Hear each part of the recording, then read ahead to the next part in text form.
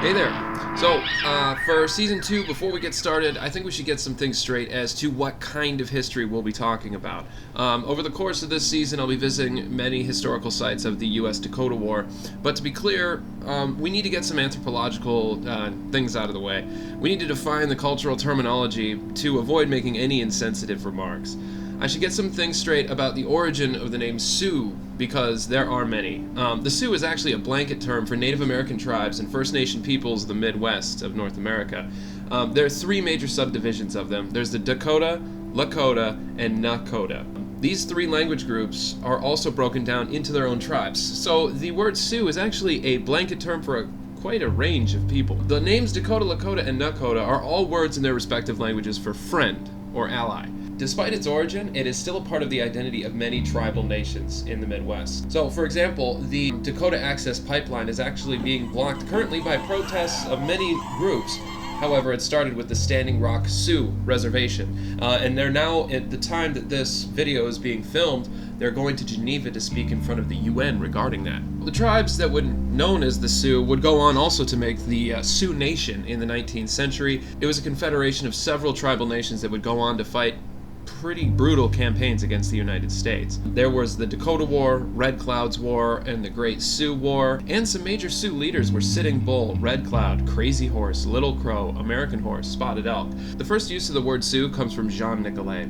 He was a French explorer and mapper, and he was also the first European to cross Lake Michigan and map much of what is today Wisconsin in the 1830s and 1840s. The French didn't conquer the natives in the Midwest so much, rather they had young explorers live among them and trade with them. Many Midwestern cities and geographic features are named in French. There's Des Moines, Detroit, Detroit, Eau Claire, the St. Croix. So anyway, Nicolet had a lot of contact with tribes east of the Mississippi. West of the Mississippi, however, the landscape changed, and so did the language family. The tribes of the more woodland Wisconsin spoke from the Algic language family, and the tribes in the plains west of the Mississippi spoke what is known today as Siouan. The difference in language family we're talking about is not like Spanish to Portuguese or even Spanish to English. We're talking any of those languages and Japanese. It's pretty different. So according to Nicolet, the Ojibwa, because of their different language, culture, and geographic area, called these plains tribes Nadwesu. I know I'm going to get that wrong. Sioux was the shortened version, and it was written in a very French way because they like throwing letters in pretty much anywhere. So Sioux is an exonym in Ojibwa meaning little snakes.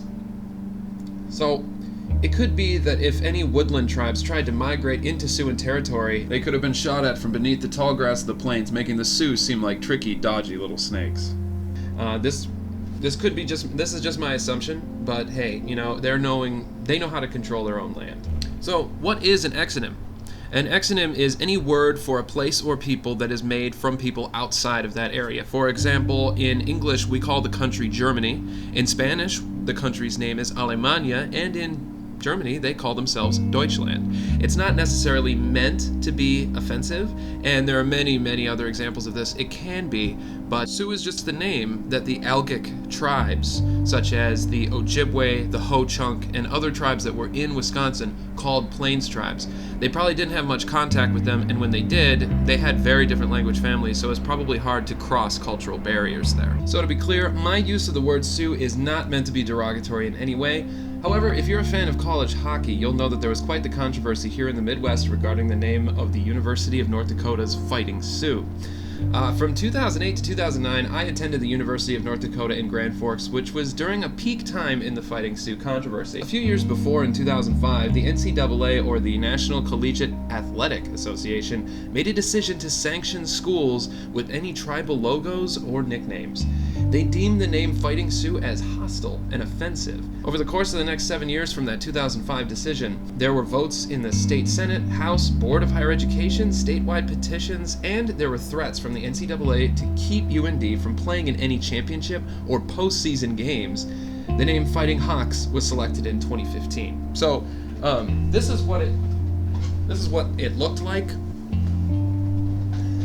It doesn't say Fighting Sioux anywhere on here. However, this is no longer allowed. This either. They've changed their logo to something else. However, I still have some paraphernalia. To be clear, throughout this season, I will call the tribes Dakota and Sioux interchangeably. I'll also use the same thing with whites and natives. I'll say whites and natives. I'll also say Minnesotan military, militia, the U.S. military, army, and Sioux, Dakota warriors. There were two sides to this. They have many different names. None of it is meant to be derogatory or insulting in any way. This is simply to show the historical significance of what happened in our area. And you can tell because of some recent controversies that it is still kind of there today. So, hope this doesn't offend. This is to be as accurate as possible.